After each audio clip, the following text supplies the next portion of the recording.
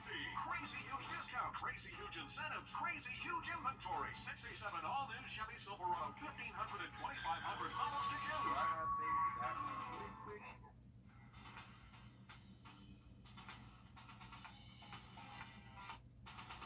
From the station that's on your side, this is News 12 at 6 o'clock.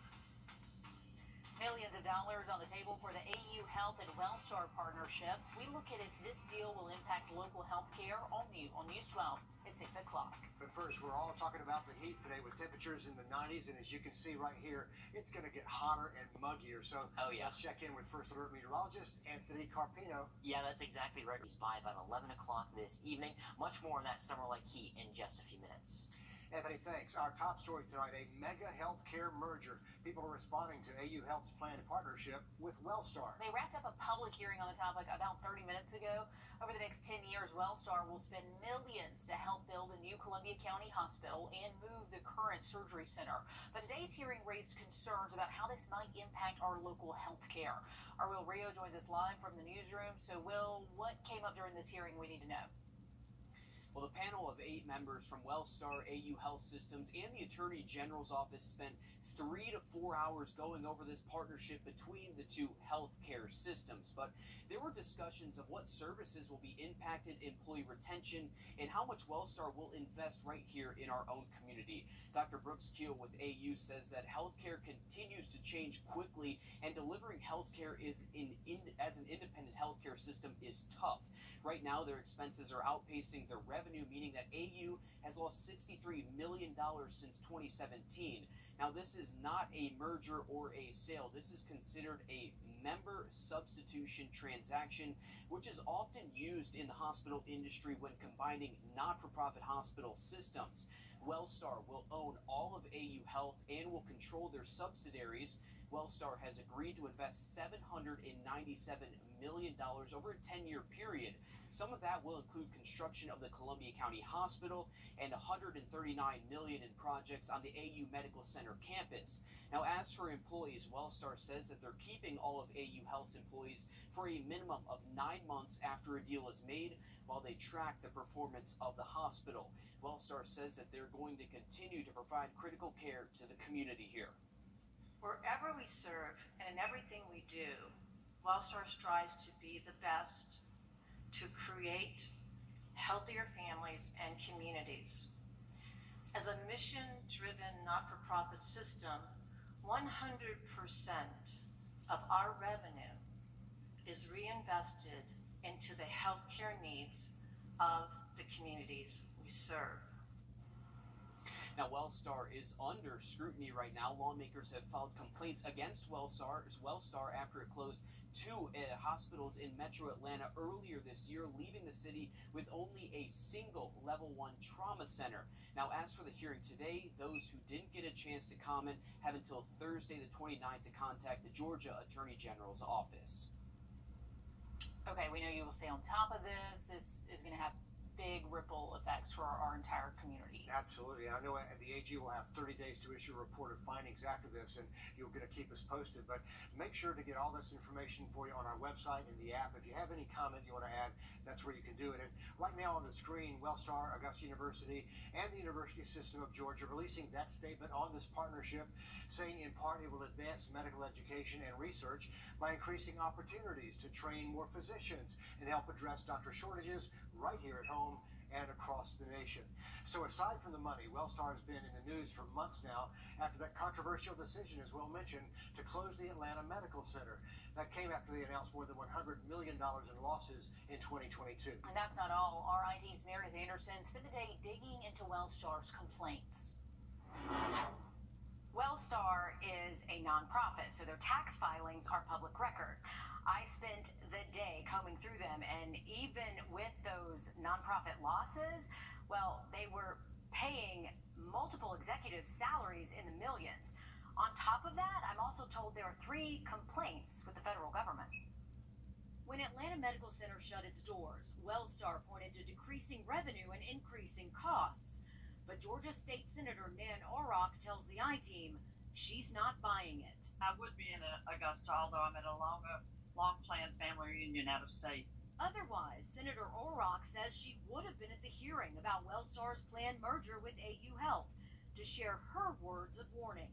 Be very, very careful in Augusta. She says she filed a complaint with the U.S. Department of Health and Human Services, asking if Wellstar violated the Civil Rights Act. They have 10 hospitals in the state. They closed down the 2 hospitals that have majority black populations that they serve. Instead, she believes the AU merger was attractive because of the brand new hospital AU Health is building in Columbia County, one she guesses could be lucrative. Let's be very sure that they are in a contract that binds them tightly to be responsible to all the populations that that hospital system serves, not just the ones that are in the suburban Columbia County that are, overwhelmingly white and well insured. The I-team also followed the money when it comes to top execs. The latest tax filings show the president and CEO of Wellstar had a salary of almost $2.5 million, with almost $84,000 in other payments. The number 2 in command nets a total of almost $1.5 million, including extra compensation. All of the top 25 execs made more than $500,000 each. Senator Orrock raises questions if the IRS will continue to look at Wellstar as a nonprofit. What would happen if the IRS were to pull Wellstar's 501c3 status and this deal went through? Does it make this deal crumble? That's a great question, Meredith, and it does. It's why the Attorney General should be applying a very, very sharp eye and scrutinizing this deal because there are these liabilities out there. The I-team has lots more digging to do on these complaints Senator Orrock was talking about, as well as this deal as a whole. You can bet we'll keep a close eye on this for you. Please do, Meredith. Certainly worth watching. Now, if you want to go back and rewatch or review the documents from today's hearing, you can scan the flow code right there on your screen or visit our website, wrdw.com. Richmond County Sheriff Richard Roundtree is taking accountability after the recent arrest of 2 deputies. Since September of 2021, out of 700 employees, 24 have been arrested on a variety of offenses. 8 were arrested over matters outside of work. 10 of the remaining 16 arrests were linked to contraband being brought into the jail. During today's conference, Sheriff Roundtree also commented on the main motive here, money. As Hallie Turner explains how much these drops are worth, it's pretty surprising. Big risk, but big reward, to the tune of $2 grand per drop to the smuggler. We didn't think it was at that level. We had reports before of $200-300 here and there, $500 at the most we've heard. But now, we're hearing $2,000-2,500 per drop, depends on the amount of product or what is being brought in, and that seems to be the motivation. While contraband will always be an issue, Roundtree says the bigger issue is temptation outweighing oath for his staff. That and the enticement of a person making several thousands of dollars. This is untaxable, untraceable money. Now they're working on how to make it stop. We are looking at some policies again, limiting and restricting the amount of access that our employees have coming in and out of facilities, always going to the clear bag policy, but we've seen that some of these items are being smuggled in on the person. Things like full body scanners and 24/7 supervision. We're looking at full body scanners for our employees, just the same as we use for our inmates. Again, that is also a financial burden that we want to look into to try to find. But right now, that appears to be our best course of action to keep contraband from coming in. And taking the hiring process to the next level. If we can see if there's any kind of red flags or traction or propensity to be manipulated. The sheriff also mentioned they are not through investigating and they're expecting even more arrests. Dozens of families holding on to hope as flood cleanup continues in Augusta. And as you're heading out the door this evening, we do have temperatures into the lower 90s, but that is going to be changing as we go through the next couple of days. That is expected to warm up upper 90s by the 4th of July weekend. Now that full forecast when we come back. Time and for both Saturday and Sunday afternoons, but those morning temperatures are also going to be a little bit more muggy there. So enjoy the 60s for both Wednesday and Thursday. Those will start to warm into the low 70s, low and mid 70s in fact. 74 waking up on Sunday morning. More than 30 homeowners are cleaning their homes and what's left of their stuff days after floodwater and overflowing sewage hit parts of South Augusta. And most of the damage seems to be from the sanitary sewer overflow.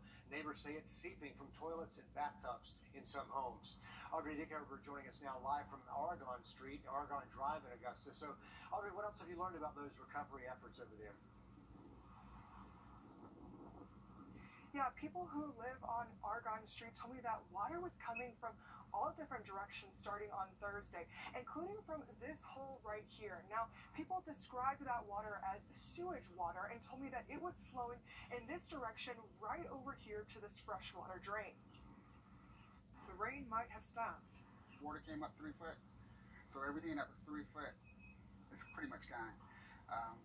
Her couch was way in the back. She came home, she couldn't even open the front door because the couch was there. But the nightmare continues for people in South Augusta. And I've counted over 38 houses just in my little neighborhood, what we call Pine Heights. Most of them left their homes last week and are now back to clean up the aftermath. We're in cleanup mode now. And, a lot of us didn't have insurance, flood insurance, and the ones that did, when they found out they had it, it's only structure insurance. It's not going to pay for their contents. One Augusta commissioner stopped by to see the damage. They were on top of it as soon as possible, and I think that's the great thing is that we had boots on the ground. But the neighborhood wishes more help was provided. We just need something done. Now they are just holding on to hope. Just hope the insurance kicks in. I hope the city kicks in. And we got to take care of our seniors. We got to take care of our young people.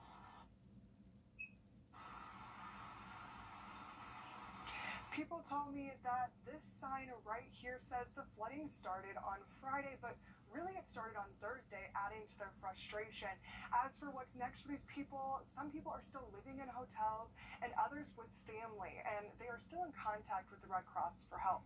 That was a lot of rain all at once and now a long cleanup. Such a headache for so many families. Audrey, thank you. We have more News 12 coming up right after this break. First Alert Radio. On your sideline, sports brought to you by the Hawk Law Group. It's been 4 months since Dwayne Garrick was named the head football coach at Aiken High School. Garrick came over from Barnwell, where he tallied up 82 wins in 8 seasons with the Warhorses. The Hornets have had 3 one-win seasons in the last 5 years. Here's News 12's Alyssa Lyons.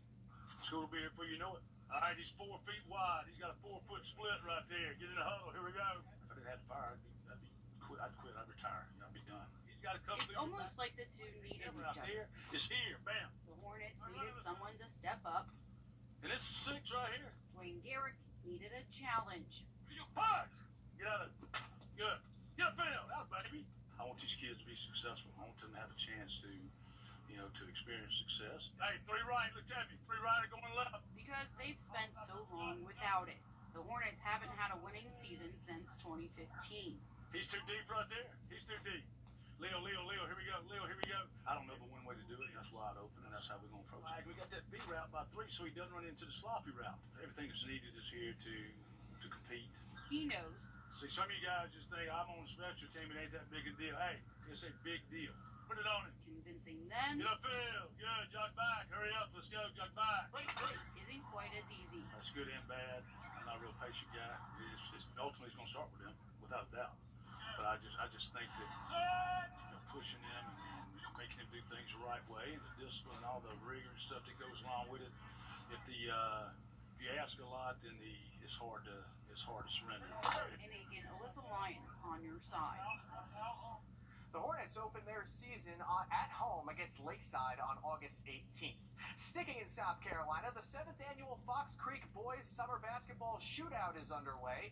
Aiken, Saluda, Westminster, Strom Thurmond, Silver Bluff, and of course Fox Creek are all playing this year. One of the new additions to this summer shootout is the use of a shot clock, which the South Carolina High School League has not yet approved for official competition. Preds head coach Andrew Peckham says he's proud of the hype that continues to build around the tournament he started 7 years ago. This is my 11th year, and we didn't have a gym when I first started. For my first 3 years, we didn't have a gym at all, and now we have this state-of-the-art facility, and to have teams want to come in here and play, and it just thrills my heart, and it's exciting for basketball here in the CSRA. One of today's early games, Saluda taking on Columbia with less than a second to go. The Tigers are down by 2. J.K. Miller is at the free throw line. He knocks down the first but misses the second. But never fear, because J.T. Lott is here. That clutch putback off the glass led Saluda to victory, 22-21. Fox Creek went head-to-head with Westminster in some nice ball movement around the perimeter. The Preds are going to set up Connor Cannon on the wing for 3. That's money, and it helped them take the momentum early on. Now, Fox Creek's press was giving Westminster problems throughout the majority of this game. Amari Robinson says Cookies gets the steal and then finishes the easy layup there. Fox Creek ran away with this one, protecting their home court. We do have some breaking news to pass along. A 21-year-old wanted for murder, aggravated assault, gang activity, and more. Take a look at your screen right here. Antonio Norman is wanted by the Wilkes County Sheriff's Office. He has identifiable tattoos on his arm, and we're working to learn what case this is related to. But if you see him, definitely give law enforcement a call. All right, as you're heading out the door this evening, we have temperatures in the low 90s. Another day of low 90s tomorrow before even warmer temperatures arrive for the weekend. Let's check that forecast when we come back.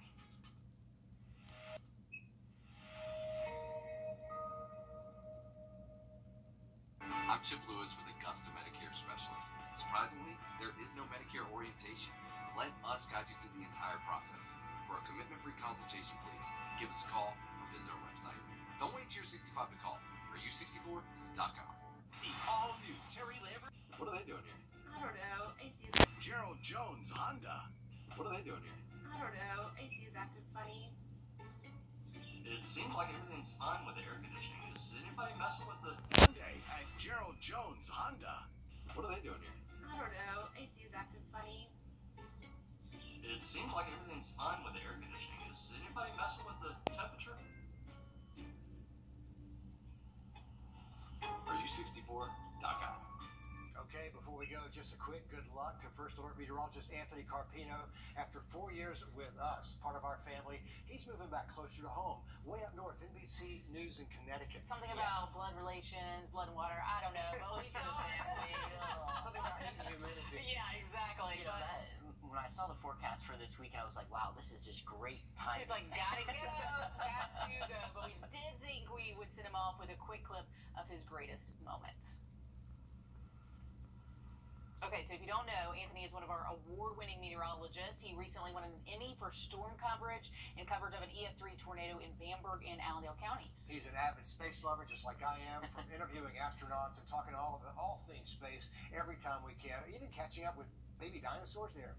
And oh, jeez, I remember that one. Yeah, he's done it all. French cars, he's ice skated. Show off on ice. I mean, yeah, These guys were all rooting for me to fall, by the way. They were all in my ear.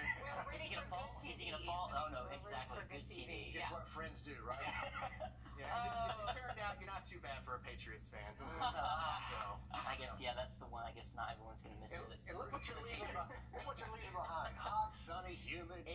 We're feeling like summer, so I'm gonna get some relief in Connecticut. Not too much in the way of humidity there. It is gonna warm up for us though over the next couple of days. Morning temps tomorrow, actually not that bad, the upper 60s, but back to the 90s tomorrow. A perfect pool day for us. Then over the next 7 days, here comes the heat, humidity, feeling like June in the south.